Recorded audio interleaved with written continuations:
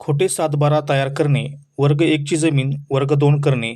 1974 साली बिगर शेती झाली असताना आज अखेर सातबारा, जिरायत, बागायत व पडक्षेत्र कशी खोटी व बनावट, बोगस कागदपत्रे तसेच नकाशे तयार करणाऱ्या कराड येथील महसूल व भूमी अभिलेख कार्यालय कराड यांच्या विरोधात बोंबाबोंब आंदोलन करण्यात आले.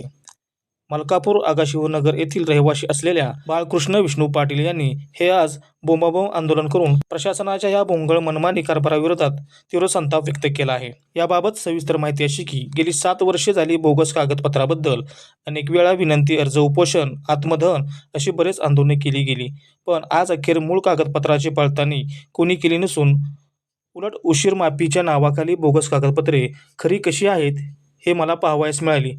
वरिष्ठापासून कारकुनापर्यंत वर्ग 1 वर असणारी जमीन वर्ग 2 कशी केली जाते, ती वर्ग 2ची जमीन तीर्थ इस्मात कुणाच्या आदेशाने जाते. 1974 साली बिगर शेती झालेले क्षेत्र आज अखेर जिरायत व बागायत कसे? महसूल अधिकारी नेमले कुणासाठी?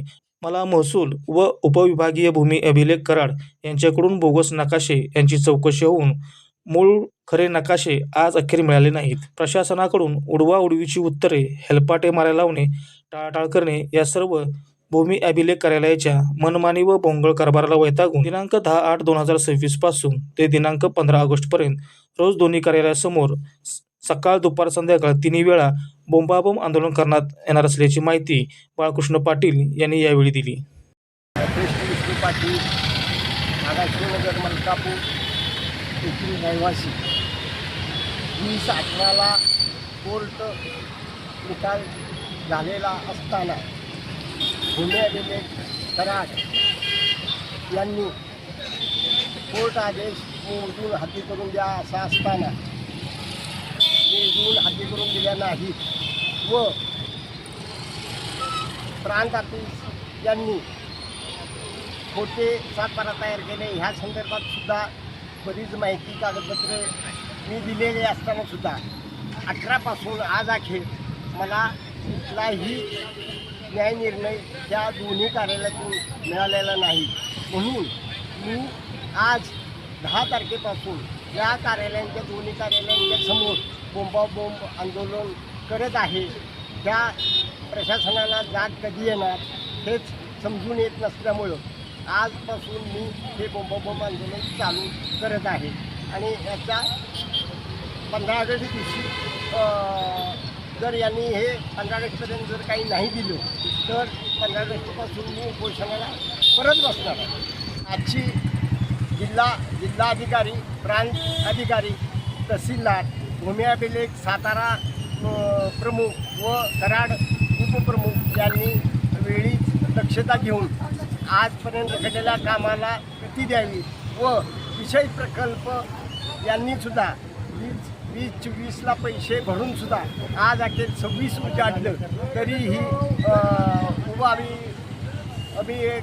कराड यांनी आज अखेरसुद्धा ती मोजणीची हद्दी केलेली नाही. त्यामुळं गट एक आहे असं खोटं सांगून प्रत्येक वेळी मला बाजूला ठेवलं जात आहे.